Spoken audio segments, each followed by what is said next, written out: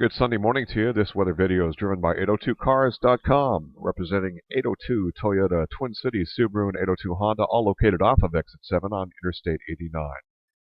Well, here's the story. We have some moisture, kind of low clouds, kind of streaming in across the eastern side of Vermont. And they're kind of banking up against the areas around the eastern Green Mountains. You can see that Springfield even had a few sprinkles associated with this, probably some sprinkly drizzle and that kind of thing. Some of this is going to make it up just about into Washington County a little bit later on this morning. Then really the main event is going to be associated with this frontal system. This is pushing in a band of clouds and showers and a few thunderstorms even located a little bit in the vicinity of Buffalo.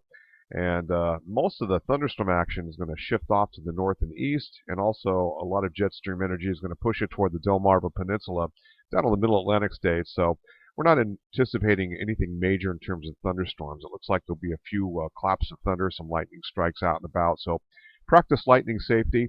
This kicks in late in the day. Let's get to the models and show you what we're talking about here. So I've been watching the European model for quite a few days now, and this is matching up very nicely.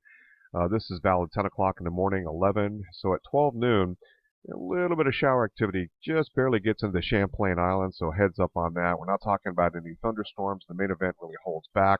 We also have this little string of showers, as I was talking about, and this will get into southern portions of Vermont and almost into central areas.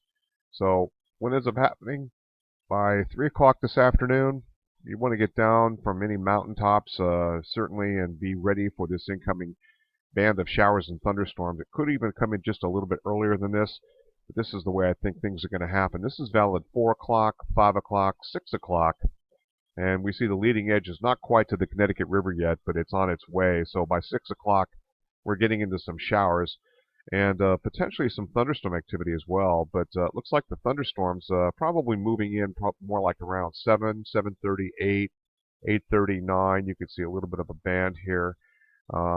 Will it look like this? Probably not, but this does give you some kind of an idea. So roughly by 11 o'clock, this is going to be getting ready. The back edge is going to be moving in, and we'll start to see improving conditions later during the overnight period. Total precipitation. At that point in time, by 11 o'clock, we're talking, looks like maybe some localized greater than 1 inch amounts. 4/10 of an inch at Montpelier, Morrisville, 5/10 at Montpelier area, and so forth. But it looks like the most unloading and the heavier shower and thunderstorm activity is going to remain off to the west and then skirt to our northwest. And looking at convective available potential energy, this is the englkand wharf ensemble, relatively decent. It does look like using this particular model, you can see that capes are going to be very low while tracking into the northeast. Look what happened during the overnight period. You can see that kind of dissipates out, and a lot of the best cape is really going to be down in the middle Atlantic states. So kind of a harmless frontal passage. However, it will unload some decent rainfall. We do have some pretty good shear following it, but typically in these cases they're offset, and it's usually afterwards we see the strongest shear. And indeed, we have some 55 knot flags showing up here from the south-southwest aloft. But that's pretty much done, associated with the trough and being pushed out to sea at that point in time.